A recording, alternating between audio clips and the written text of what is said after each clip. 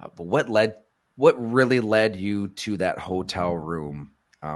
For those who didn't read the series, Yeah. to the point where you're checking into a hotel with the full intent to shoot yourself and end Mm. your life. Yeah. Well, what led to that were several instances or several things. I was done playing. I was working at Fox.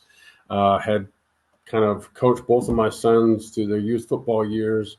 Um, During that same time, I was had a little passing camp going on with former teammate Curtis Conway and that same former junior college coach Jim Fenwick, and um, then again, kind of transit during that time was working with Fox and doing games and everything, and then my mom. Um, this was back on Mother's Day. So she and I, she was a golfer. She's actually better than me. And we went out to golf one day, and it was Mother's Day. And she goes, as I'm walking to the car, she says, "Hey, I'm gonna get some tests back tomorrow." And I said, "Really? For what?" And she says, "Oh, I just really haven't been feeling all that great." I said, "Oh, okay. Well, let me know how. Let me know the results." And she calls the next day, and she says, "Okay, sit down. I've got stage 4 uterine cancer." And so, what? Uh, and so then there was, she was married at that time, and her and her husband Doug found an oncologist, and they did some wicked surgery where they had to remove parts of more than one organ, and that nearly killed her, but it didn't. And so, she recovered, and I don't think she ever went back to work, but or maybe she did. I can't remember. In any event, the cancer returned, and then she began her. Around that time is when she would have doctor visits that I would take her to. She would have her chemo, which I would stay overnight with her in the hospital for, and and she was doing okay there for a while, and then uh, in um, in October, Griffin, um, my wife and I, Marshawn, were separated at that time, and uh, uh, Griffin chose to live with Marshawn, and this was after he had come out of this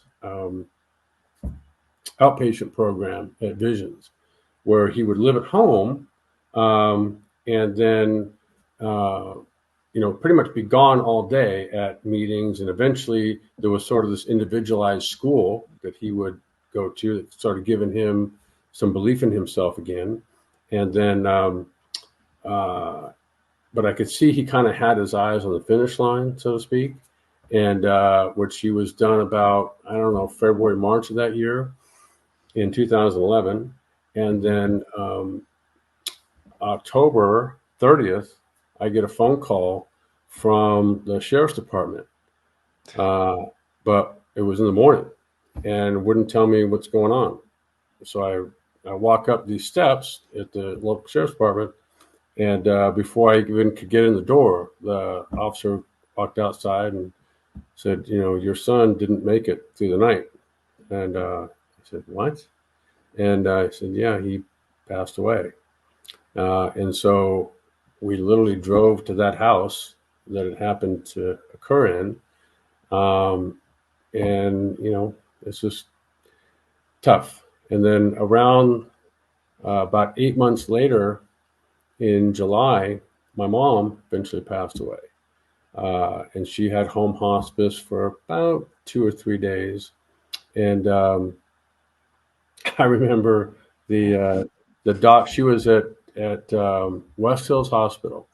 And the doctor grabbed a few of us that were in there and said, "Okay, it's time. She's not going to make it, so she can either stay here or she can go home and have home hospice."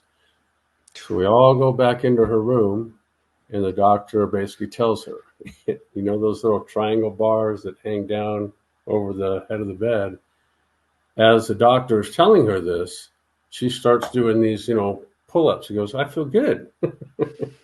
And so unfortunately, you know, she didn't make it. And then around that time that she passed away, my dad had some untreated acid reflux um, that eventually turned into esophageal cancer, and which was about a 3 year steady decline.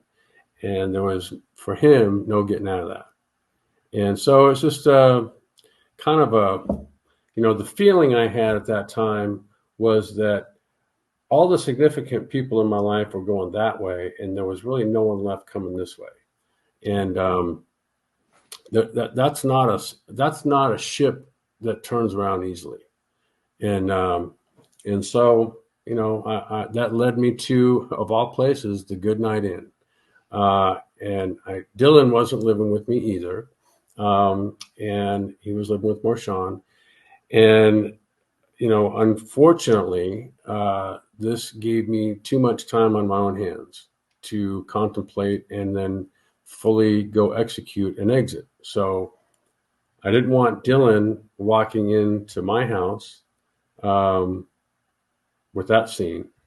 And so I had purchased a gun, um, and I, of all things, go to a shooting range, like shooting down the range. And you know, what I was going to do had nothing to do with that. And so, but the fact that I'm still here, because I forget what day it was, August something. It was, turned out it was the day before Dylan, my youngest son's first day of school. He was going to be a junior in high school. And so, yeah, it's just, you know, again, you lose all perspective and you don't think, what's this going to do to everybody else? Because, um, you know, for the person who does commit suicide, it's over. Everybody else, it's just beginning. And so, thankfully, through some unbelievable doctors and the support of those around me, here I am. And I couldn't be more grateful. I don't feel any regret because you only make the decisions you have based on the information and how you're feeling and the thoughts you have at the time. But I'm so grateful that what I I wasn't successful at. And so now I get a chance to be here for all of them and do some good with what would be the ultimate second chance.